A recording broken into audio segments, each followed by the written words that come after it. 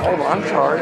What was your initial gut reaction when you first read the screenplay to your character that made you really want to jump into the story? Oh man, well, I don't usually play the heavy. This face usually plays like the sympathetic friend. So, and I was a heavy to 12-year-old girls, so that's not very tough. But to play a guy who has a lot of darkness to him, and the audience is confused by like, which side is this guy on?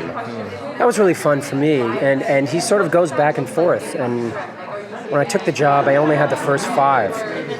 Episodes 6, 7, and 8 were not finished and cleared by the studio on the network. So I kind of took the job, kind of took a blind leap, hoping it would, the last 3 episodes, it would work out for Larry. Have you guys seen it? I haven't gotten that far yet. He takes quite a turn at the end, which you will see.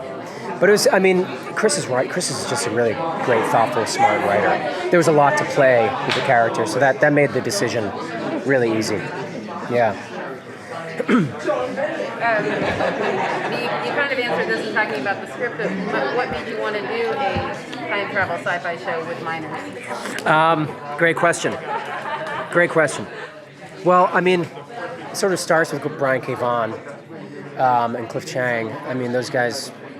I just met Brian today for the first time, actually, wherever he is, and I was surprised at how young he is. He has such an incredible output. Whether it's Saga or, Why the Last Man is fantastic. Paper Girls. I'm so excited he's going to be doing this hopefully for another 40 years. So comic book fans have a lot to look forward to with Cliff and Brian. Yeah, it was really easy. I guess because the source material is so revered, and I trust fans of this stuff. I trust if there's a huge sort of fan output and a passionate fan base for these kinds of products, you trust that it's going to be good. But then once you read the script, who knows? But again, Chris is really good at character and story, and he's very generous to all the actors. We all had a lot of different things to play. Not every actor gets that gift. You get stuck on a show, and every episode you're doing the same thing, just wearing different clothes. So Chris was able to sort of make Larry more layered than I even anticipated him. But working with, I've never worked with little kids. I say little kids, they're young women. But it helped. I was saying earlier, it really helps with my own cynicism about the industry and my own work. I've been doing this for 20 years. Your heart gets broken so many times when you step on a show and you're like, oh my God, this is the one. It has this actor, oh my God, this person's in it, this writer's untouchable, this studio, this network, forget it. It's basically impossible to thread that needle to find a show that finds a mass audience. It's just so hard. And so I walk into every job with my arms crossed. And the girls didn't. The girls showed up every day with a curiosity that I thought was lost from myself. So I hope to take that. No, I've worked since this job. I worked on 2 other jobs, and I tried to bring some Paper Girls openness with me and be a little less cynical. But they were wonderful. Yeah, I was anxious. I was anxious working with kids who don't have a lot of experience, but they were so open and vulnerable and present every day. They were wonderful. Yeah.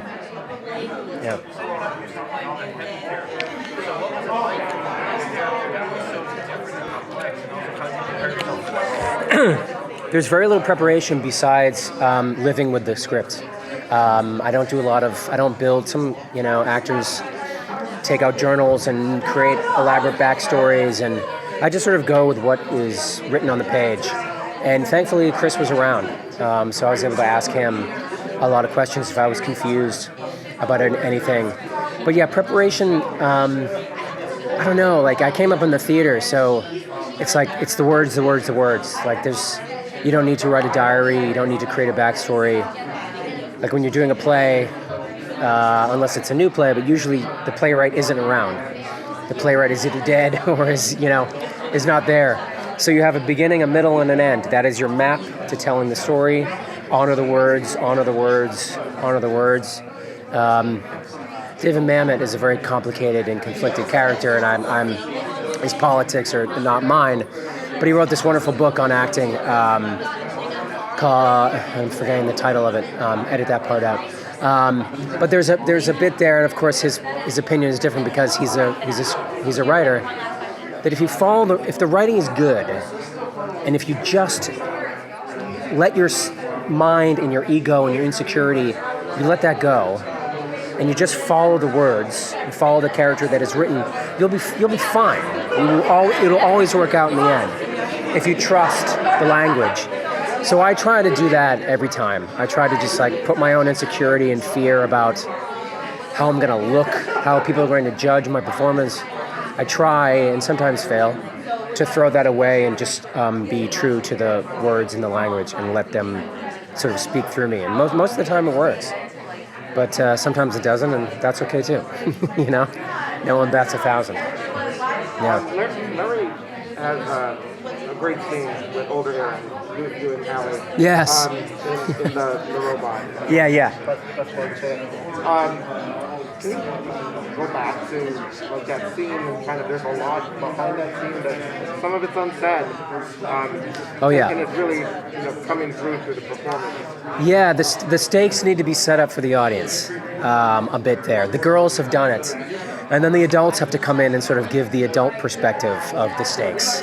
Of if Allie's character doesn't figure this out, all is lost. And these little girls are lost.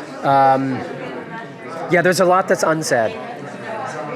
I hope that played. I hope that came across. But that scene was really fun to play with Allie. I hadn't known Allie before doing this job, and Allie was so game. She was such a great scene partner. I'm glad that scene resonated with you. It was a fun scene to shoot because the stakes are different for adults as opposed to kids.